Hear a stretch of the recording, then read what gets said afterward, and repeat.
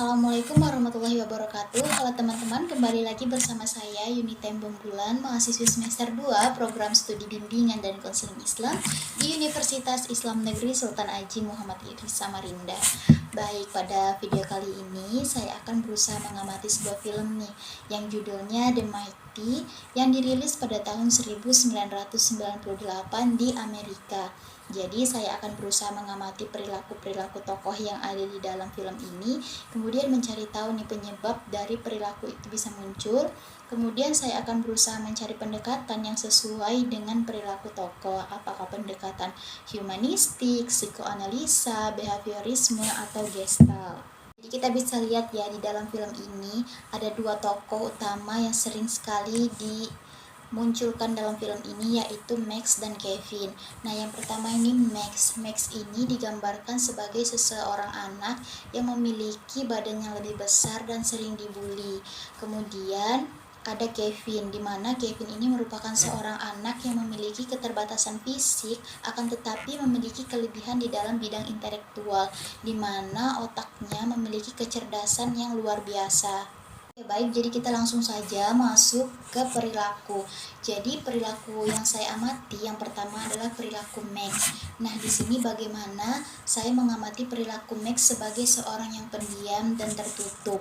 Nah, penyebab dari perilaku ini adalah pengalaman di masa lalu atau trauma di masa lalu, di mana seperti yang kita lihat di dalam film bahwa Max ini menjadi saksi pembunuhan ibunya, dan pembunuhan ini dilakukan oleh ayahnya sendiri, sehingga ini menimbulkan trauma yang mendalam pada Max. Nah, pendekatan apa yang sesuai dengan perilaku Max? Jadi menurut saya pendekatan yang sesuai dengan perilaku Max yang pendiam dan tertutup ini adalah psikoanalisa. Kenapa psikoanalisa? Karena seperti yang kita tahu ya, di dalam psikoanalisa itu percaya bahwa bagaimana alam sadar itu membentuk perilaku kita yang tampak. Nah, jadi si Max ini mengalami sebuah pengalaman pada masa anak-anak yang itu menimbulkan bekas atau jejak di dalam dirinya yang terbawa hingga ia besar. Dulu ia tidak bisa apa-apa ketika menyaksikan ibunya sendiri dibunuh oleh ayahnya, sehingga di dalam koran juga yang disebutkan oleh Loretta bagaimana Max menjadi saksi bisu ketika sidang pembunuhan ibunya, dan ini memberikan trauma yang mendalam sehingga Max tidak bisa berkata-kata pada saat itu, dan tanpa disadari ini terbawa hingga ia besar. Dan hal itulah yang selalu ditunjukkan Max kepada orang-orang. Dia menjadi seseorang yang pendiam dan merasa dirinya ini bukan siapa-siapa. Mungkin saja karena ia merasa bahwa ia tidak bisa membantu ibunya pada saat itu, atau tidak berguna pada saat itu karena tidak bisa membantu ibunya. Baik, kemudian tidak sampai di situ saja ya. Max ini mengalami peningkatan yang dimana awalnya dia menjadi seorang yang pendiam, tertutup, kemudian menjadi seseorang yang lebih percaya diri lagi. Seperti yang digambarkan dalam film, bahkan hingga akhir dia menjadi seseorang yang lebih percaya diri, peduli. Bahkan ketika ia melihat seseorang perempuan diperlakukan secara tidak baik oleh lelaki di sebuah rumah makan, ia pun tergerak untuk membantu perempuan tersebut. Nah, kenapa kira-kira rasa percaya diri Max ini bisa meningkat dan dia lebih terbuka kepada Kevin. Nah, jadi di sini ada pendekatan behaviorisme ya, di mana upaya pengkondisian itu dilakukan oleh Kevin yang merupakan sahabat dari Max.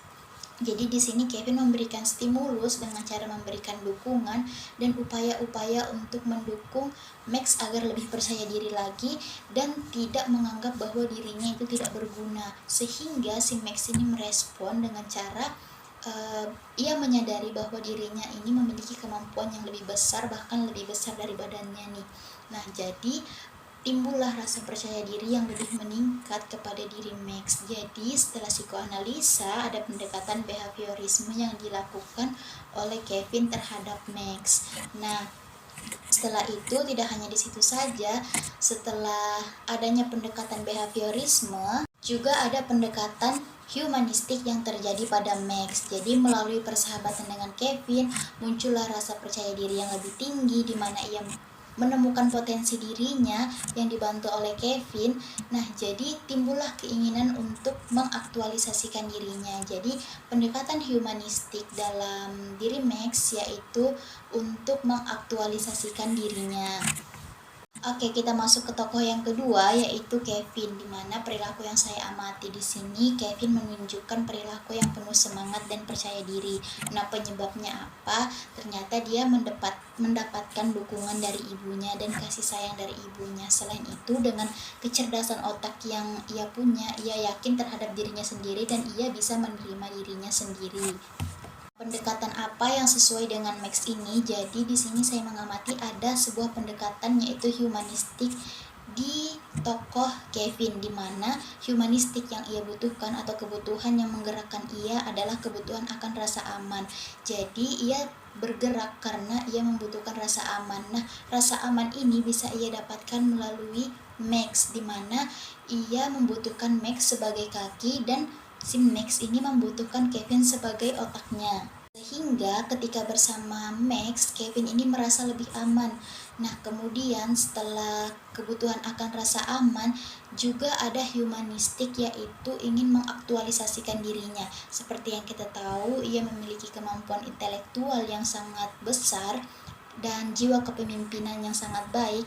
Di sini Kevin percaya kepada dirinya sendiri bahwa ia memiliki keinginan untuk mengeksplor dirinya, bahwa ia mampu mencapai target yang ia inginkan.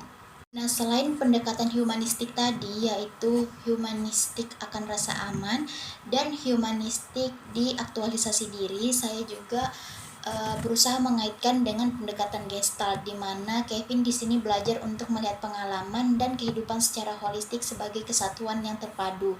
Jadi ia melihat pengalaman masa lalunya ketika ia dibesarkan tanpa sosok atau peran ayah, karena pada masa lalu ayahnya tidak menerima cacat fisik yang diderita oleh Kevin sehingga ia meninggalkan Kevin dan ibunya. Tetapi Kevin memandang bahwa hal itu tidak akan menjadi penghalang untuk dirinya lebih baik lagi.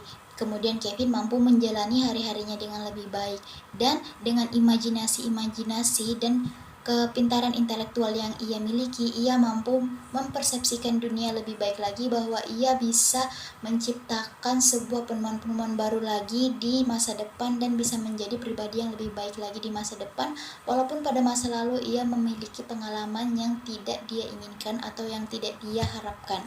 Baik teman-teman, mungkin hanya itu saja yang dapat saya sampaikan pada video kali ini. Saya mohon maaf apabila terdapat kesalahan-kesalahan kata dalam video ini. Sekian dari saya. Wassalamualaikum warahmatullahi wabarakatuh.